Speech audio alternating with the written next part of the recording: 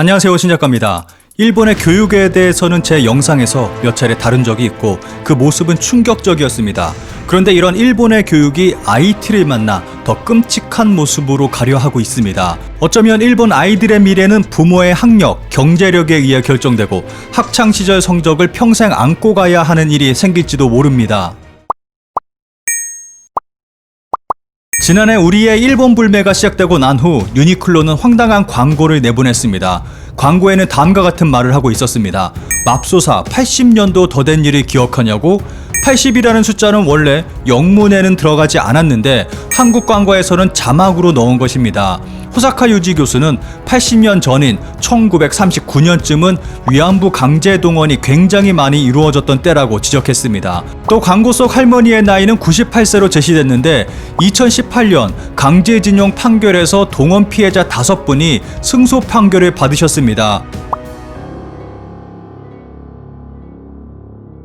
디자이너로 나오는 소녀의 나이는 13세인데 이 역시 가장 어린 나이로 징용을 간 분들 중 지금 살아계신 할머니가 14살 때 연행됐습니다. 이는 만으로 13세의 나이입니다. 광고에서 말한 80년 전인 1939년은 일제의 국가총동원법을 근거로 노동자, 위안부 성노예 징용을 본격화한 시기입니다. 이로 인해 한국에서는 유니클로 위안부 비하 논란이 일었습니다. 많은 전문가들은 한국에서만 이런 문구를 사용한 것은 의도된 것으로 보인다는 의견을 내놓았습니다. 그런데 유니클로 관계자의 답변은 또 한 번 우리를 놀라게 했습니다. 이 광고를 보고 그런 생각을 한다는 것이 정말 대단하다고 발언을 한 것입니다. 유니클로라는 기업뿐만 아니라 그곳에서 일하는 한국인 직원 역시 한국을 조롱한 셈입니다. 이로 인해 유니클로는 일본 불매의 타겟이 됐고 현재 하나씩 점포가 문을 닫고 있는 상황에 있습니다. 그런데 이러한 유니클로가 또 다른 논란에 휩싸였습니다. 이 논란은 다 같이 생각해 봤으면 좋겠습니다. 여성가족부는 가정과 직장 생활을 조화롭게 병행하는 사회환경 조성을 촉진한다는 취지로 2008년부터 매년 가족 친화 우수기업 인증을 하고 있습니다. 유니클로를 운영하는 FRL 코리아는 올해 자녀 출산 및 양육 지원, 유연 근무 등의 좋은 점수를 받아서 가족 친화 제도를 모범적으로 운영하는 기업에 부여되는 가족 친화 인증을 받았습니다.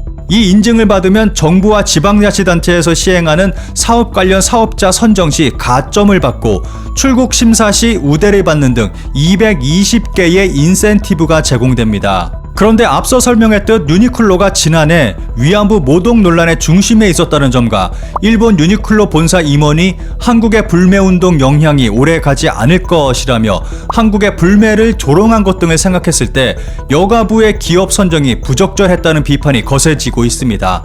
이에 불붙은 민심에 기름을 붓는 여성가족부를 폐지시켜 주십시오라는 청와대 국민청원도 올라온 상황입니다. 여가부는 고시되는 기준은 정량적으로 돼 있다. 사전에 예고된 기준에 사회적 물의를 일으킨 곳 등의 명시적 기준은 없었다고 해명했습니다. 이로 인해 유니클로는 결과적으로 정부와 지방자치단체에서 시행하는 사업 관련 사업자 선정 시 가점을 받고 출국 심사 시 우대를 받는 등 220개의 인센티브를 제공받게 됐습니다. 이 제도가 문제 있는 기업에게도 인증을 해줘도 되는지에 대해서는 생각해볼 문제라고 생각합니다.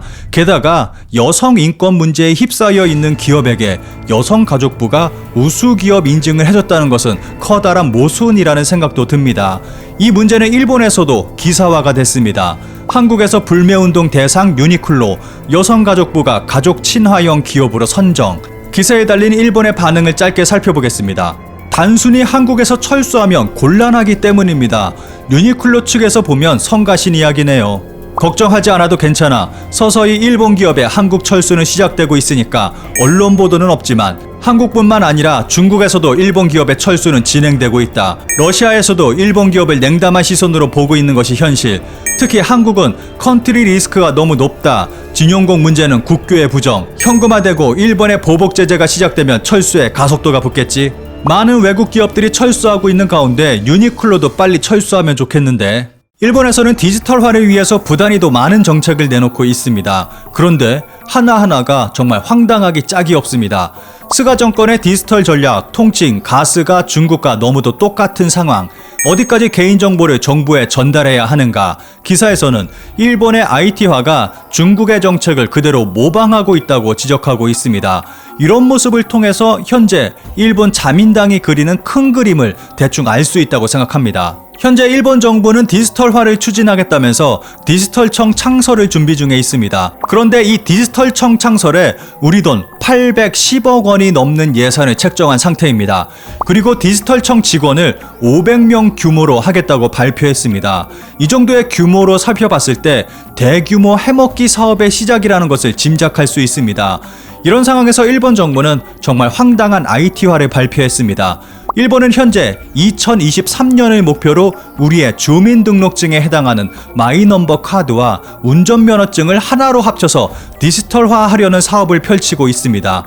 그런데 이 마이넘버 카드를 학생들에게까지 적용하려 하고 있습니다. 마이넘버 카드로 학교 성적, 대상 초중학생 2023년도에도 일본 정부는 초중학생의 학습 이력 및 시험 성적을 마이넘버 카드에 넣어서 온라인으로 관리하는 시스템을 만들기 위한 작업에 착수했습니다. 온라인으로 기록된 아이들의 성적은 온라인을 통해서 선생님들이 간단하게 볼 수 있게 됩니다. 일본에서는 이 시스템을 두고 장점은 성적 자체를 중앙에서 관리할 수 있고 진학과 전학 시에도 간편하게 공유 가능하다고 평가하고 있습니다. 그리고 전국 학생들의 성적 변화 등을 데이터화해서 미래 교육에 활용할 수 있다고 말하고 있습니다. 그리고 서류 기반이던 학교 업무가 디지털화되면서 선생님의 수고도 덜고 효율화될 수 있다고 주장하고 있습니다. 현재는 데이터의 전달 방법을 고민하는 단계이고 구체적인 정보 취급 방법 등은 미정이라고 합니다. 그런데 문제는 보안입니다. 현재 일본의 IT는 걸음마 수준입니다. 아직도 팩스를 사용하고 도장은 필수에다 온라인 회의조차 하기 어렵습니다. 신입사원들은 입사와 동시에 컴퓨터 사용 방법을 교육받습니다. 코로나로 인한 재난지원금 지급에 몇 달이 걸리기도 했습니다. 이런 상황에 일본이 과연 이런 프로젝트를 성공적으로 완수할 수 있을까요? 세계적인 기업들의 서버도 해킹을 당하곤 하는데 이런 일본이 이 모든 것을 디지털화하게 된다면 전 세계 해커들의 표적이 될지도 모르는 일입니다.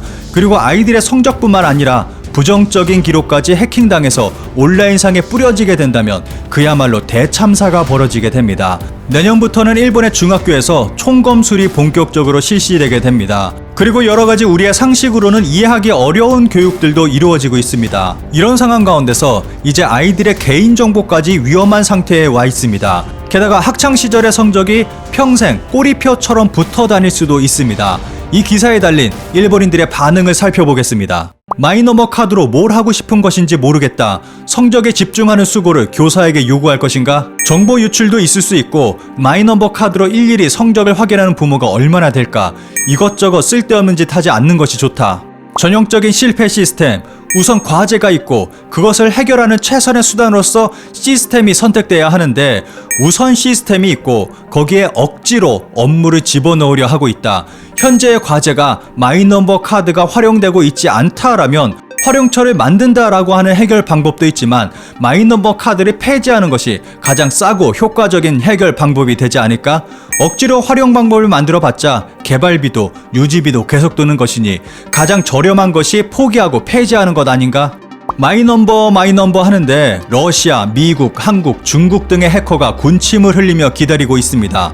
모든 정보가 털렸을 경우 책임 소재지를 분명히 해라. 국민의 대표인 국회의원. 당치도 않는 소리. 부모의 직업, 소득, 자산, 건강 상태도 집어넣는다. 들키지 않게 베네스 근처에라도 정보를 흘리면 허탕치는 사실인가? 학력과 소득에 따라 타깃 광고가 쏟아질 것 같아 기분 나쁘다. 능력 중시 본격적 격차 사회의 도래인가? 그중 부모의 직업 경력, 연수위, 범죄 이력까지 기재될 것 같다. 마이너버 카드로 성적을 국가에게 관리당하고 유소년기의 성적을 평생 안고 가야 하는 아이의 인생은 계획에 포함되지 않은 것 같다. 모든 데이터를 통합하는 것보다 모든 이익 관계자들이 윈윈하는 구조를 생각한다는 이야기다.